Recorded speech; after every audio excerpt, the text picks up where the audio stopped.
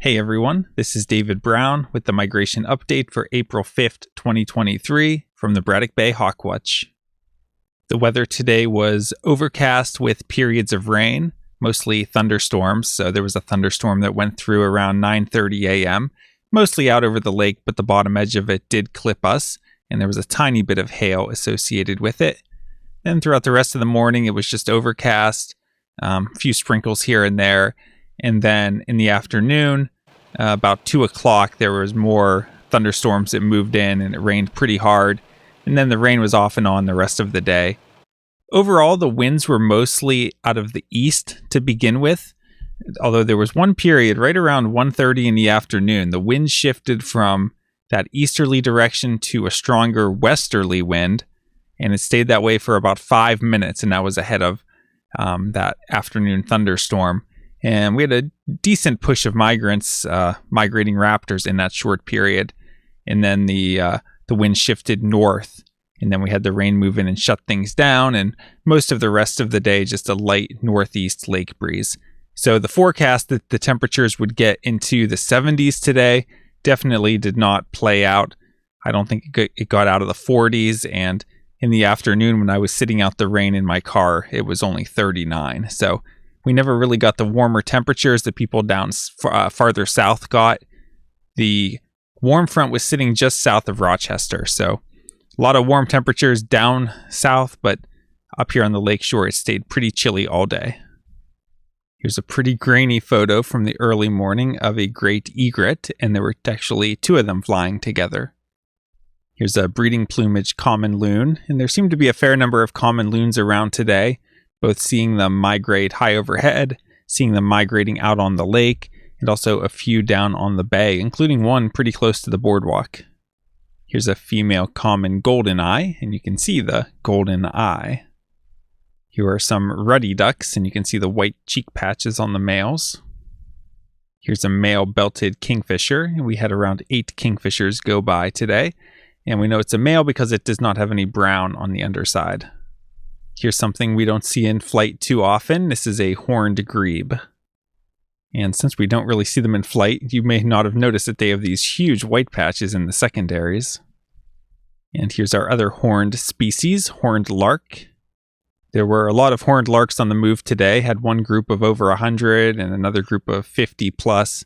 So had a couple hundred total horned larks for the day. Here we have a rusty blackbird. So you can see it doesn't have a super long tail like a grackle would show. It's more of a red-winged blackbird type shape, but we can see the pale eye. Here's an American kestrel, our smallest falcon. You can see the pointed wingtips, and you can also see that distinctive facial pattern. Today was the first day I was able to actually photograph a barn swallow, and of course, they're no longer coming up as rare on eBird, so I don't even need the evidence.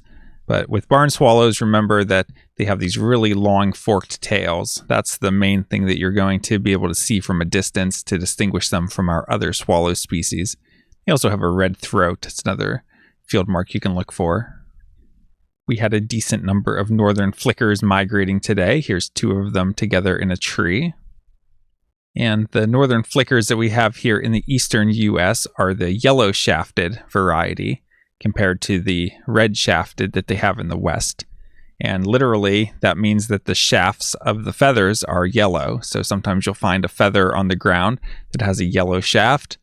That means it probably came from a northern flicker. And we know this one is a male because it's got the black mustache. Here's a male wood duck.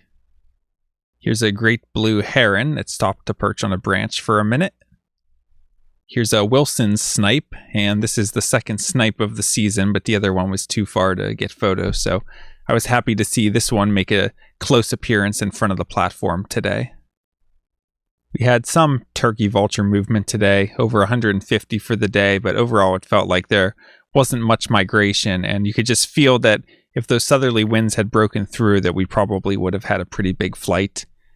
But just with the unfavorable winds and the rain, just the flight never really picked up like we were hoping that it would. Here's a female belted kingfisher, and again, we know that it's a female because of all the brown on the underside. Here's a killdeer, and remember that killdeer are shorebirds in the plover group, and killdeer have this double breastband. Here's an eastern meadowlark angled away from us, but we can still see all that yellow on the underside. And meadowlarks have a really, really distinctive flight style. They have a very shallow flap that's stuttery. So once you learn what the flap looks like, you can pick them out without seeing any plumage details at all. And towards the end of the day, while we were back by the cars trying to figure out what the weather was doing, we had a couple of brown creepers in the trees back there.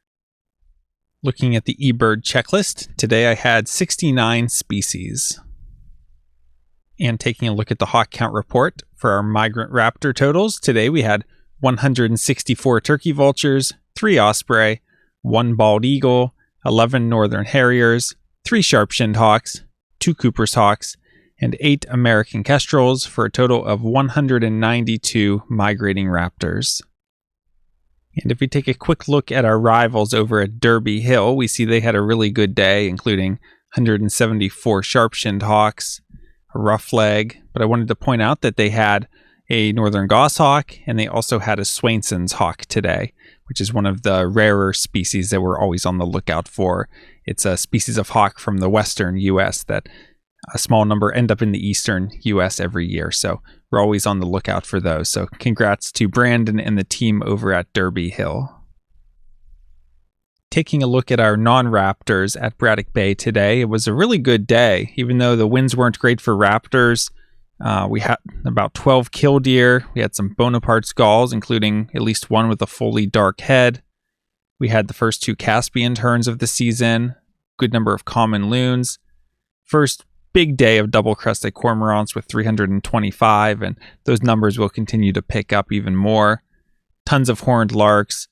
We had at least 7 golden-crowned kinglets, including 6 seen at one time in the tree line behind the Hawk Watch, 2 brown creepers, meadowlark, rusty blackbird. So overall, a really nice day for the non-raptors, even if the raptor totals ended up being slightly disappointing.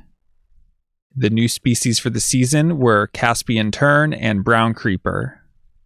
Taking a look at the forecast for tomorrow, it's looking overcast with a high in the low 50s and moderate westerly winds. So those are a decent wind direction. It doesn't have the southerly component, not a super favorable wind like a southwest, but a west wind is still a decent wind, especially when we're in the peak of the turkey vulture migration. They seem to fly fine on those winds. So I'm looking forward to it being a decent day tomorrow. I think we'll have a pretty good flight of turkey vultures. Still big vulture numbers coming through Hawk Watches before us, like Hamburg and Presque Isle. So I think we'll have a relatively good day tomorrow. And then after that, it's looking not quite as favorable. So let's cross our fingers on tomorrow being a big flight. For Friday, we're looking at some morning clouds and then mainly sunny, high in the low 40s, winds west-northwest at 15 to 25. So colder day, fairly strong winds from a less favorable direction with that west-northwest. Would only expect light migration, maybe moderate. And for Saturday, it's looking sunny with a high in the low 40s and light northeasterly winds. So would expect light migration. Well, things are starting to get fun. A lot of favorite species are showing up, like golden crown kinglets and Caspian terns and brown creepers. And day by day, week by week, more and more species are just going to be showing up. And then as you get into May with all the warblers and everything, just a lot of fun to come. And hopefully we'll have some big hawk days as well. Hope to see you soon at the Braddock Bay Hawk Watch. From Lyco Birds, this is David Brown. Thanks for watching.